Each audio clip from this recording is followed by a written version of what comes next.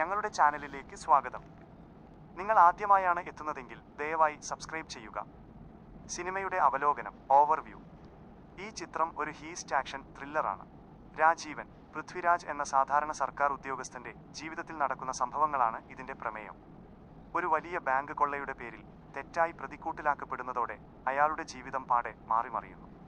നിരൂപകരുടെ അഭിപ്രായം. Critical reception. നിരൂപകർ ഈ ചിത്രത്തെ മികച്ചതെങ്കിലും പോരായ്മകളുള്ളത്, ഫാബുലസ് ബട്ട് ഫ്ലോഡ് എന്നാണ് വിശേഷിപ്പിക്കുന്നത്. ചിത്രത്തിന്റെ സാങ്കേതിക മികവും ആവേശകരമായ ആദ്യ പകുതിയും വലിയ തോതിൽ പ്രശംസിക്കപ്പെടുന്നുണ്ട്. അതേസമയം സിനിമയുടെ വേഗതയിലെ കുറവും രണ്ടാം പകുതിയിൽ സാമൂഹിക വിഷയങ്ങളിലേക്കുള്ള അസ്വാഭാവികമായ മാറ്റവും വിമർശനങ്ങൾക്ക് കാരണമായിട്ടുണ്ട്.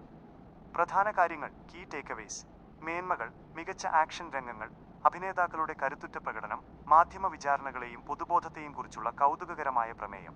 പോരായ്മകൾ: സിനിമയുടെ ശൈലിയിലുള്ള പൊരുത്തക്കേടുകൾ, രണ്ടാം പകുതിയിലെ ഇഴച്ചിൽ, ഒപ്പം ചിലർക്ക് തൃപ്തികരമല്ലാത്തതോ വളരെ എളുപ്പത്തിൽ പരിഹരിക്കപ്പെടുന്നതോ ആയ ക്ലൈമാക്സ്. പൊതുവായ വിലയിരുത്തൽ: സാങ്കേതിക തികവുള്ള തിയേറ്ററിൽ പോയി കാണാവുന്ന ഒരു ത്രില്ലർ ചിത്രമായാണിത് വിലയിരുത്തപ്പെടുന്നത്.